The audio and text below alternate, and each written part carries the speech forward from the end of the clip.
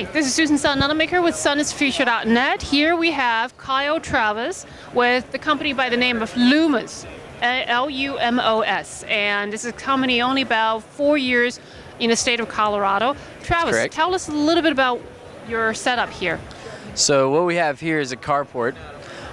We've been designing this for a few years now. Originally it was all metal. And what we've tried to do is try to make this a little more aesthetically pleasing by incorporating all the wood.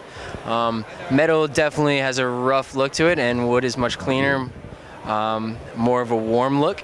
And that's what we're trying to do. We're trying to get this out there to people, and what we want to initially do is let people see that solar can be not only put on the roofs and the ground, but sound in a structural environment like this. This kind of allows us to do a couple different things. We can create this for a nice patio like what we have here with hardwood and a table.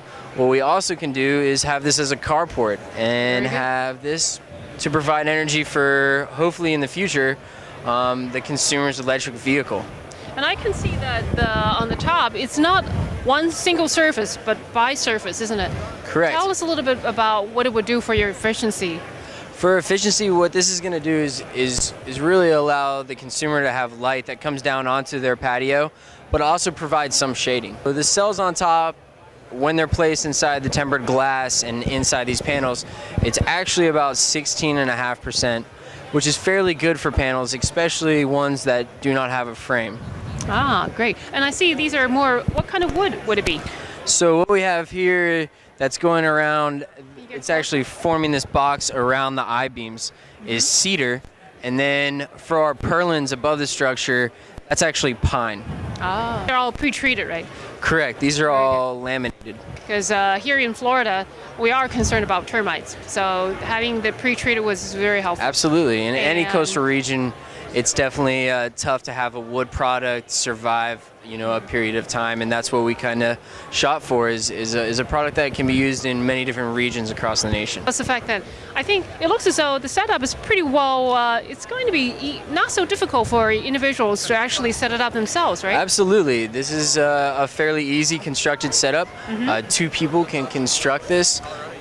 For these main beams that hold the purlins up, you definitely are going to need some equipment that's going to help you get that up there. It's fairly heavy. Good.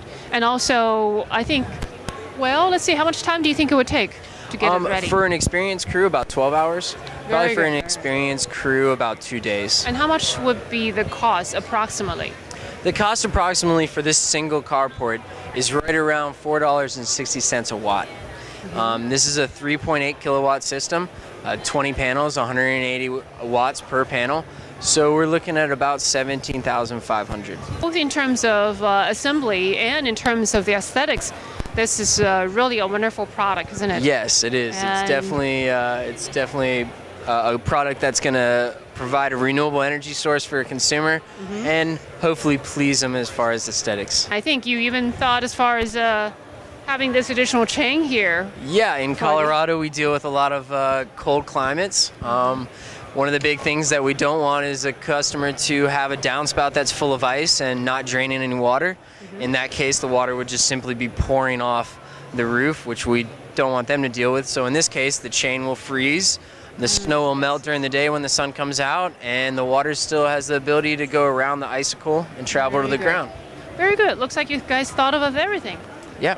Function and beauty. All right. Absolutely. Thank you very much. Thank you, Susan. And here we are in Solar Power International 2012, another wonderful product that's been presented. Thank you very much.